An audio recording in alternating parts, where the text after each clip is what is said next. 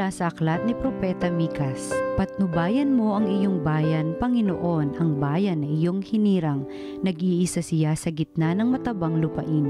Bayaan mo silang manirahan sa magandang pastulan ng Basan at Galaad. Magpakita ka sa amin ng mga kababalaghan tulad noong ilabas mo sa Ehipto ang iyong bayan. Wala nang ibang Diyos na tulad mo. Pinatatawad mo ang mga kasalanan ng nalabi sa bayan mong hinirang. Hindi ka nagkimkim ng galit. Hindi ka nagkimkim ng galit. Sa halip ay ipinadarama mo sa kanila ang tapat mong pagmamahal. Muli kang mahahabag sa amin. Lilimutin mo ang pagkakasala namin at ihahagis sa kalaliman ng dagat. Ipamamalas mo ang iyong katapatan sa Israel at ang walang maliw na pag-ibig sa angkan ni Abraham, gaya ng iyong ipinangako sa aming mga magulang mula pa ng unang panahon. Ang salita ng Diyos.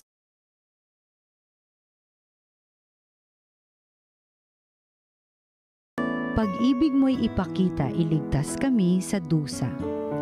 Ikaw, O Poon, naging mapagbigay sa iyong bayan, pinasagana mo't muling pinaunlad ang bansang Israel. Yaong kasamaan ng mga anak mo'y nilimot mong tunay, pinatawad sila sa nagawa nilang mga kasalanan. Ang taglay mong puot sa ginawa nila'y iyon ang inalis, tinalikdan mo na at iyong nilimot ang matinding galit. Pag-ibig mo'y ipakita, iligtas kami sa dusa. Kaya naman, Poon, ibalik mo sana ang iyong paglingap, ang pagkamuhi mong aming nadaraman limutin ng ganap. Ang pagkagalit mo at puot sa amin wala na bang hanggan, di na balulubag, di na matatapos ang galit mong iyan. Pag-ibig mo'y ipakita, iligtas kami sa dusa. Ibangon mo kami, sana'y ibalik mo ang nawalang lakas, at kaming lingkod mo ay pupurihin ka na taglay ang galak. Kaya ngayon, Poon, ipakita mo na ang pag-ibig mong wagas, kami ay lingapin sa kahirapan ay iyong iligtas. Pag-ibig mo'y ipakita, iligtas kami sa dusa. Ang mabuting balita ng Panginoon ayon kay San Mateo.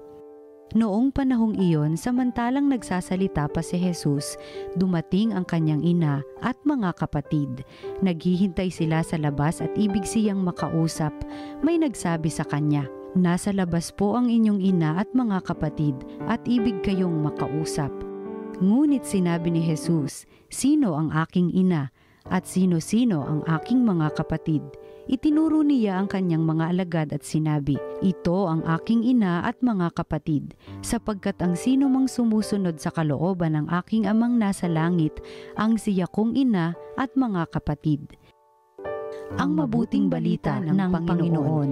Pinupuri ka namin, Panginoong Hesukristo.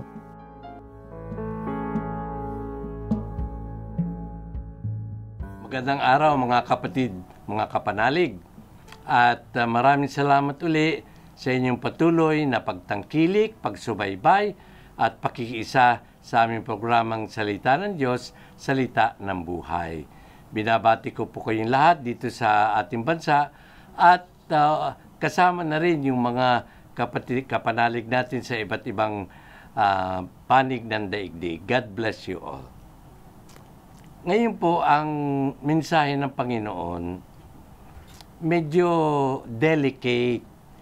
Kasi pag hindi po natin naunawaan ito ng husay, magkakamali po tayo ng pananaw. Bakit po? Well, ulitin ko po yung mga main points ng gospel. Ganito po ang nangyari. Nangangaral si Jesus, dumating ang kanyang ina, Mama Mary, kasama yung kanyang mga kamag-anak, at nagpasabi sa kanya kung pwedeng kausapin. Yon. Okay. Number 2. Nung narinig ito ni Jesus, sa halip na siya ay lumabas agad, ang sabi niya muna ay ganito, "Sino ang aking ina? Sino ang aking mga kapatid?" At ang itinuro niya yung mga nakikinig sa kanya at sabi niya, "Narito ang aking ina at mga kapatid, sapagkat ang sino mang tumutupad sa kalooban ng aking Ama sa langit ay ang aking kapatid, ang aking ina. Ngayon, bakit po delikado yan? Kasi pag hindi natin inunawa ng husay, magkakamali tayo ng pananaw. Sasabihin ng iba, o tinan mo yan, init sa puwera na ni Jesus ang kanyang sariling ina. Mga kapatid, hindi po pwedeng gawin niya ng Panginoon sapagkat si Jesus po ay Diyos. At siya po ang may akda ng utos, igalang mo ang iyong ama at ang iyong ina. At tapos, siya ang may akda niyan, siya pa ang sisira niyan. Nandiyan yung kanyang ina. So, meron pang higit na kahulugan yan. Itong ating tinitingnan. Pangalawa, ang bawat anak, normally speaking, may paggalang sa kanyang magulang. Oh. Kung dumating ang nanay mo, dumating ang tatay mo, hindi mo man lang papansinin. Oh, ayun. So, hindi mawawala ang paggalang ni Jesus sa kanyang ina sapagkat 30 years silang nagsama. Hindi mo pwedeng burahin yun na sasabihin na, oy, nandiyan ang iyong ina. So what? Ano ngayon? Ano ngayon ang ibig sabihin ng Panginoon? Ang ibig sabihin ng Panginoon ay ang sino mang tumutupad sa kalooban ng aking Ama sa langit, siya ang aking ina, siya ang aking kapatid. Okay tayo dyan. Ngayon, ang tanong, sino ang pangunahing sumusunod sa kalooban ng Ama? Di ba ang ating mahal na Birhen? Di ba nang dumating ang anghel, behold the handmaid of the Lord.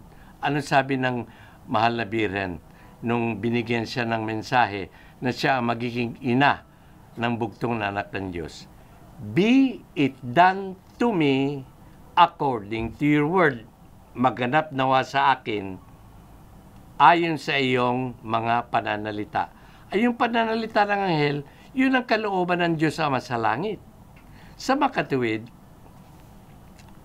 ang mahal na Birhen Maria ang pangunahing tagasunod sa kalooban ng Diyos Ama sa langit. Kaya mga kapatid sa pananampalataya, isa lamang pong paalaala. Pag hindi natin inunawa ang mga pananalita ng husay, magkakamali tayo. Sasabihin natin, wala nang kwenta ang mahal na Birhen. Anak niya mismo nagtakwil sa kanya. Hindi po pagtatakwil yan. Pagpapalaganap lamang ng pamilya ng Panginoon Diyos na isinasama rin ng Panginoon sa mga anak ng Diyos ang mga sumusunod sa kalooban ng Diyos Ama sa langit. Kaya kung tayo ay mga anak ng Diyos, ugaliin nating sundin, tuparin, isabuhay ang kalooban ng Diyos sa ating paligid, sa ating buhay. Kung ito man ay mahusay o hindi. Halimbawa, nagkasakit tayo. Huwag mo sabihin, ayoko na sa Diyos, binigyan ako ng sakit.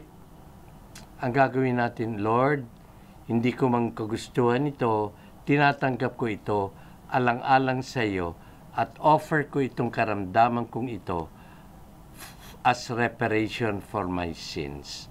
Kaya marami tayong magagawa.